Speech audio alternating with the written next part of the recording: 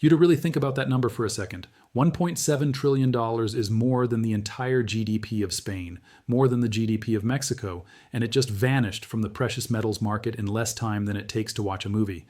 This morning, gold was trading at $5,100. Silver hit an all-time high of $117.75. 90 minutes later, gold crashed to $5,000. Silver collapsed to $13. Gold dropped 2%. Silver dropped 12%. And if you are watching this wondering what just happened and whether you should be panicking right now, I need you to stay until the end of this video. Because what I am about to show you completely changed how I see this crash. I'm going to pull up a 30-year chart that explains exactly why this crash happened and why it was actually predictable if you knew where to look. And I am going to show you what happened the last time silver touched this exact same price level. Spoiler, it went up 462% after that. But first, let me show you what caused 1.7 trillion to evaporate in 90 minutes. Welcome to the hidden economy. I break down the financial moves that mainstream media misses. Hit like and subscribe button if this video helps you understand what just happened. And let us get into it. So here's what happened this morning that sent shockwaves through every trading floor on the planet. At approximately 900 a.m. Eastern Time, silver was trading at $117.75 per ounce. This was a brand new all-time high, the highest price silver has ever traded in recorded history. Gold was at $1,500, also near record highs. Everything looked bullish. Everyone was celebrating. Then within 90 minutes, silver crashed from 117 to 103, a 14-1 drop, 12% of its value gone in less than 2 hours. Gold dropped from $5,100 to around $5,000, a $100 drop, about 2%. Now here's where it gets interesting. Gold dropped 2%, silver dropped 12%. Same market, same time frame. Completely different reactions. Why? That question is the key to understanding everything I'm about to tell you. Before I explain what caused this crash, I need to teach you something that will completely change how you look at price charts. And I promise to make this so simple that even if you have never looked at a chart in your life, you will understand it by the end of this section. When traders look at charts, they look for two things: support and resistance. Think of it like this. Imagine you are bouncing a ball in a room. The floor is support. Every time the ball hits the floor, it bounces back up. The ceiling is resistance. Every time the ball hits the ceiling, it bounces back down. In markets, support is a price level where buyers show up. Every time the price drops to that level, people say, that is cheap, I want to buy. And the buying pressure pushes the price back up. Resistance is the opposite. It is a price level where sellers show up. Every time the price rises to that level, people say, that is expensive, I want to sell. And the selling pressure pushes the price back down. I'm going to show you a 30-year chart now that made my jaw drop when I connected the dots. From 1996 to 2014, silver traded inside what we call a descending channel. Picture two diagonal lines going down from left to right with the price bouncing between them like a ball bouncing between two walls. During this entire 18-year period, there was one line in the middle of this channel that acted as a key level. We will call it the white line. In 2008, during the financial crisis, silver dropped all the way down and touched this white line. At that moment, silver was trading at $8 per ounce. $8. Now pay attention to what happened next. After touching that white line in 2008, silver did not just bounce. It went absolutely parabolic from $8 in 2008. Silver ran all the way to $45 in 2011. That is a 462% gain in about 2.5 years. The white line was support. The ball hit the floor and bounced up hard. Now fast forward to today. From 2014 to 2026, silver has been trading in a new upward channel. Picture two diagonal lines going up from left to right. And guess what? Just happened. Silver touched that same white line again, the exact same level that acted as support back in 2008. But here's the critical difference. In 2008, silver was coming down and hit the line from above. The line acted as support, the floor. In 2026, silver was coming up and hit the line from below. The line is now acting as resistance, the ceiling. The floor became the ceiling. And what happens when a ball hits a ceiling at high speed? It bounces back down hard. That is exactly what happened this morning. Silver hit a 30-year trend line that has defined major turning points in the market for 3 decades. The rejection was violent because the level is significant. This was not random. This was not manipulation. This was not a black swan event. This was a textbook technical reaction to a major multi-dead resistance level. And this is why gold only dropped 2% while silver dropped 12%. Gold did not hit any major historical resistance level this morning. Just got caught in the general precious metals sell-off. But silver hit the line that matters, the line that has defined this market for 30 years. Now you might be thinking, okay, so silver hit resistance and dropped. Does that mean the bull market is over? Should I sell everything? Not so fast. Let me tell you what happened after silver touched that white line in 2008. Remember, silver was at $8 when it touched the line in 2008. Over the next 2 years, it went to $45, a 462% gain. But here's what most people forget. Silver did not go straight from 8 to 45 in a smooth line. There were crashes along the way. Violent ones, 30% drops, 40% drops, shakeouts that made people think the bull market was over. But the overall trend was up, and you know what else? In 2011, silver eventually broke through that white line resistance and went even higher. So here is the key question. Is this crash the end of the silver bull market, or is this just a normal correction within a larger uptrend, a shakeout before the next leg higher? Let me show you the evidence on both sides, and then you can decide for yourself. Now, I need to explain the second reason silver crashed 12%, while gold only dropped 2%, because this part is crucial. The CME Group, which runs the COMEX exchange where most gold and silver futures trade, just did something that has historically marked major turning points in the precious metals market. They raised margin requirements. Let me explain what that means in the simplest possible terms. When you trade futures, you do not have to put up the full value of what you're buying. You put up a small percentage called margin as collateral. It is like a down payment. If silver is trading at $100 per ounce and a futures contract is for 5,000 ounces, that contract controls $500,000 worth of silver. But you do not need $500,000 to trade it. You might only need $20,000 in margin. That $20,000 controls $500,000. That is called leverage. Now, here is what happens when the exchange raises margin requirements. Suddenly, that same trade requires $25,000 instead of $20,000 or $30,000 or $32,500, which is exactly what CME did last week. They raised silver margins by 47%, from around $22,000 to $32,500 per contract. If you are a trader who is fully leveraged, you now have a problem. You need to either add more cash to your account immediately, or you have to close some of your positions. Most traders cannot add cash on short notice, so they are forced to sell. And when thousands of traders are forced to sell at the same time, what happens to the price? It crashes. This is called a liquidation cascade. Forced selling triggers, more forced selling as prices drop, and more margin calls get triggered. The CME margin hike was the mechanical trigger. For today is crash. The 30-year resistance line was the technical trigger. Put them together, and you get a 12% crash in 90 minutes. Now, here's the part that should make you very nervous if you are short silver, or very excited if you are looking to buy the dip. This is the exact same playbook that has been used at every major silver top in modern history. In 1982, brothers named Nelson and William Hunt had accumulated massive silver positions. Silver went from $6 to $50 in about a year. Then, the COMEX implemented something called Silver Rule 7, which put heavy restrictions on margin buying. Silver crashed from $50 to $10 in a matter of weeks. The Hunt brothers went bankrupt in 2011. Silver ran from $8 to nearly $50. Then the CME raised margin requirements 5 times in 9 days. Silver crashed from 50 to below 30 in weeks. And now in 2026, silver ran from around $30 to 117s. CME raised margins by 47%. Silver crashed 12% in 90 minutes. Same playbook, different decade. The question is, what happens next? Because here's the thing that nobody is talking about. After the 1980 crash, silver entered a 20-year bear market. That crash was the end. But after the 2011 crash, silver dropped from 50 to below 15 over the following years. However, the bull market eventually resumed and silver is now trading at over $100. So the 2011 crash was not the end. It was a correction within a larger secular bull market. Which type of crash is this one? Let me give you the evidence, and you can make your own decision. First, the bearish case, the reasons this crash might be the beginning of something worse. Silver has gone up 270% in 12 months. That is an insane move by any standard. Parabolic moves like this often end badly. The gold to silver ratio has compressed dramatically. When this ratio gets stretched too far, it often snaps back violently. Speculative positioning is at extreme levels. Everyone is on the same side of the trade. That is usually when the trade reverses. Margin hikes historically marked tops, 1980, 2011, now 2026. Now the bullish case, the reasons this crash might be a buying opportunity, the fundamental supply and demand picture, has not changed at all. China still restricted silver exports on January 1st. That is still in effect. That still affects 60 to 70% of global silver supply inventory is still down. 70% from its peak. The registered silver available for delivery has collapsed from 86 million ounces to 28 million ounces. That has not changed. Industrial demand is still exploding. Solar panels need 200 million ounces per year and growing.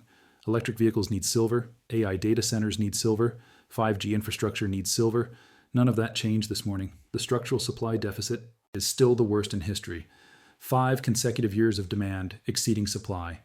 820 million ounce cumulative shortage. None of that changed. Physical silver in Shanghai is still trading at a $6 to 9 under premium over the paper price. If the bull market was truly over, that premium would collapse. It has not. And here's the most important point. In 2008, when silver touched that white line at $8, the fundamentals were not this strong. There was no China export ban. There was no solar panel boom. There was no EV revolution. There was no AI infrastructure build-out. The fundamentals today are arguably the strongest they have ever been in silver market history. Yet the technical setup triggered a crash. This is the tension you need to understand. Technical factors can cause short-term crashes even when fundamentals are screaming bullish. The question is whether the technicals will ultimately bow to the fundamentals or whether the fundamentals will bow to the technicals. Historically, fundamentals win over the long term, but technicals can create tremendous pain in the short term. Now, let me tell you something that happened in the physical market today that almost nobody is reporting. While the paper price crashed 12%, guess what happened to physical silver premiums? They actually increased. Dealers were not lowering their prices by 12%. They were barely lowering them at all. Some actually raised premiums because demand spiked as bargain hunters tried to buy the dip. This is the same dynamic we saw in the nickel market in 2022. The paper price of nickel was trading at $20,000. Then physical supply got tight. The paper price exploded to over $100,000 in a matter of days because the paper market had to catch up to physical reality. Could the same thing happen in silver? Nobody knows for certain. But the divergence between paper prices and physical premiums is a warning sign that this market is not functioning normally. There are 356 paper claims for every 1 ounce of physical silver in COMEX vaults. That is not a typo, 356 to 1. That is like an airline selling 356 tickets for every seat on the plane. At some point, that math breaks. Let me give you some perspective on what we just witnessed. Silver dropping 12% in 90 minutes is one of the largest intraday moves in silver market history. The last time silver moved this violently was in September 2020. Before that, you have to go back to March 2020 during the crash. Before that, 2011. These types of moves only happen a few times per decade. And here's the pattern I want you to notice. Every single time silver has had a crash like this in the past 15 years, it has eventually recovered and made new highs. September 2020 crash, recovered, made new highs.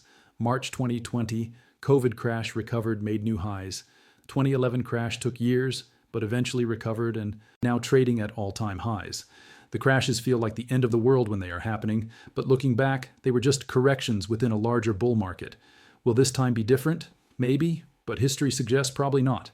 Now, I need to be very clear about something important. I'm not a financial advisor. This video is not financial advice. Silver is extremely volatile. As we just witnessed, prices can absolutely go lower from here. If you are leveraged in silver, you need to understand that margin hikes can wipe you out. Even if you are right about the long-term direction, being right does not matter if you get liquidated before the trade works. If you are considering buying this dip, you need to understand that catching a falling knife can be painful. The price could go lower before it goes higher. Do your own research. Understand your own risk tolerance. Make your own decisions.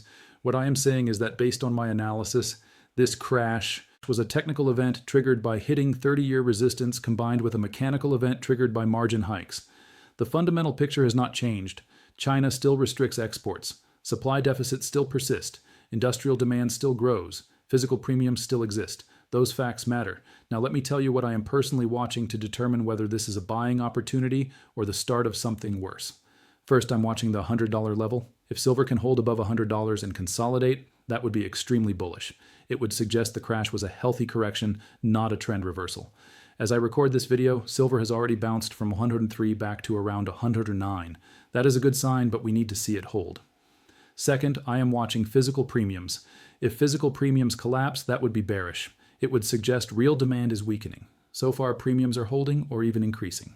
Bullish. Third, I'm watching COMEX inventory. If inventory starts rising, that would be bearish. It would suggest the supply squeeze is easing. So far, inventory continues to drain. Bullish. Fourth, I'm watching China. If China reverses its export restrictions, that would be bearish. So far, no signs of that.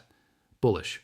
Fifth, I am watching the CME. If they raise margins again, that would be bearish. More forced liquidation coming. We need to monitor their announcements. As of right now, 4 out of 5 indicators are bullish. Only the margin hike concern is negative, but that does not mean the pain is over. Markets can stay irrational longer than you can stay solvent. Be careful. Let me leave you with some historical perspective that I think is incredibly important. In 1980, when silver crashed from $50 to $10, everybody said precious metals were dead. The bull market was over. Gold and silver would never recover. 45 years later, gold is at $5,000. Silver is at over $100. The people who said it was over were spectacularly wrong. It just took decades to play out. In 2011, when silver crashed from 50 to below 15, everybody said the same thing. Precious metals are dead. The bull market is over. 15 years later, here we are at all-time highs. The crash always feels like the end when you're living through it. But zoom out and you see it as just a correction within a much larger story. The larger story is this. Global debt is at all-time highs, 38 trillion in the United States alone. That debt cannot be paid back in real terms. It can only be inflated away. Central banks are printing money at unprecedented rates. The Fed just announced $45 billion per month in reserve management purchases. That is $540 billion this year alone. Industrial demand for silver is structural and growing. Solar, EVs, AI, 5G. These trends are not going away. Supply is constrained and cannot respond quickly. 75% of silver comes as a byproduct of other mining. New mines take a decade to develop. These fundamental forces have not changed because of a 12% price drop. If anything, they are getting stronger. Now, I want to talk directly to 3 types of people who might be watching this video. The first type is the person who panicked this morning and sold. You saw the crash. You saw your account dropping. You felt the fear and you sold. I'm not going to tell you that you made a mistake. Maybe you did, maybe you did not. Only time will tell. But I will tell you this. Emotional decisions in volatile markets almost always feel right in the moment and look wrong in hindsight. If you sold purely out of fear and not based on any analysis, you should think carefully about why you made that decision. The second type is the person who is thinking about buying this dip. You see the crash as an opportunity. Lower prices mean better entry points. I will tell you this. Buying dips in bull markets is historically profitable, but buying too early in a correction can be painful. Silver could consolidate here. It could drop further. Be patient. Scale in. Do not bet everything on one price level. The third type is the person who has no position and is watching from the sidelines, wondering if now is the time to get in. I will tell you this, the best time to buy is when there's blood in the streets, when everyone is panicking, when the headlines are screaming crash. That is historically when the best opportunities emerge. But you need conviction based on research, not just gut feeling. Study the fundamentals, understand the technicals, make an informed decision. What is your situation? Drop it in the comments. I read every single one. Here is my final thought on this historic day. The crash was real. 12% in 90 minutes is violent and painful, but crashes do not happen in bear markets. Crashes happen when bull markets get overheated and need to reset. The fact that silver crashed from 117 means silver got to 117 in the first place. A year ago, it was $30. The trend is still up, even if the day was down. The margin hikes are concerning. They have marked tops before, but they have also marked temporary corrections before. We will not know which one this is for weeks or months. The 30-year resistance line is real. Silver hit a significant technical level and got rejected, but silver has broken through major resistance levels before and gone parabolic after. The fundamentals are unchanged. China restrictions, supply deficits, industrial demand, physical premiums, all still bullish. My conclusion is this. This crash was structural. It was predictable if you knew where to look. It was caused by technical resistance plus mechanical liquidation. But structural crashes within bull markets are opportunities, not endings. I'm not selling. I'm not panicking. I'm watching. I'm waiting. And I am preparing. Because if history rhymes and silver breaks through that 30-year resistance level, the move that follows could make the last 12 months look like a warm-up. In 2008, silver touched that line at $8. Then it went to $45, a 462% gain. Today, silver touched that line at 117. It pulled back to 103. Now it is back around 109. If silver eventually breaks through that resistance, where does it go? I will let you do that math. Drop a like and thanks in the comments. If this video helped you understand what happened today, I read every comment and I want to know what you're thinking. Share this with one person who was panicking this morning. They need to see this analysis before they make an emotional decision they will regret. Subscribe if you want to stay ahead of moves like this. I drop videos every week breaking down what mainstream media ignores. The crash came. The crash was violent, but the story's not over, not even close. I will see you in the next one. Stay sharp out there. Oh, and one more thing before you go. I want to address the elephant in the room that nobody is talking about. Some people in the comments are going to say this crash was manipulation, that the big banks orchestrated this to shake out retail investors, that the CME raised margins specifically to protect short sellers who are about to get squeezed. Let me give you my honest take on that. Is it possible? Yes. Is it provable? No.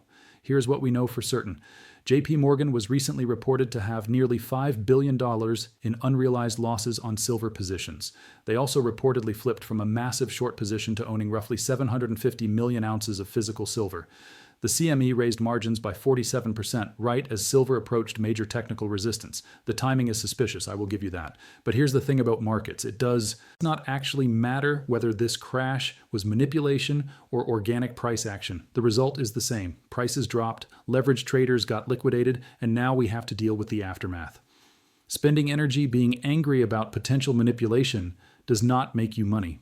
Understanding the market structure and positioning accordingly does. So focus on what you can control, your position size, your risk management, your entry and exit strategy. Let the conspiracy theories entertain you, but do not let them paralyze you. Now let me give you one final piece of data that I think is crucial. Do you know what happened to silver after every single CME margin hike in the last 50 years? In 1980, after the margin hikes, silver crashed from 50 to 10. But then over the next few decades, it eventually made it back to 50 and beyond. In 2011, after the margin hikes, silver crashed from 50 to 15. But then over the next decade and a decade and a half, it made it to over 100. In every single case, the margin hike caused short-term pain, but did not end the long-term bull case. Why?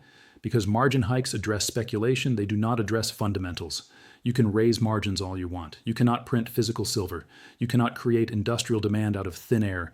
You cannot reverse China export restrictions with a margin hike. The margin hike is a speed bump, not a brick wall. And once the forced liquidation is over, once the weak hands have been shaken out, guess what is left? Strong hands, patient capital, long-term holders who understand that volatility is the price of admission for outsized returns. If you made it this far in the video, you're probably one of those strong hands. You did not panic. You did not close the video at the first sign of bad news. You stayed to understand the full picture. That mentality will serve you well, not just in precious metals, but in everything. Markets are designed to transfer wealth from the impatient to the patient, from the emotional to the rational, from the leveraged to the unleveraged. Be on the right side of that transfer. $1.7 trillion vanished today. But it did not disappear. It transferred from one set of hands to another. Make sure you are the hands receiving, not the hands giving. That is the game. Now you know the rules. Play accordingly. Give your valuable feedback in the comments if this helped. If you want to support me, you can join the channel.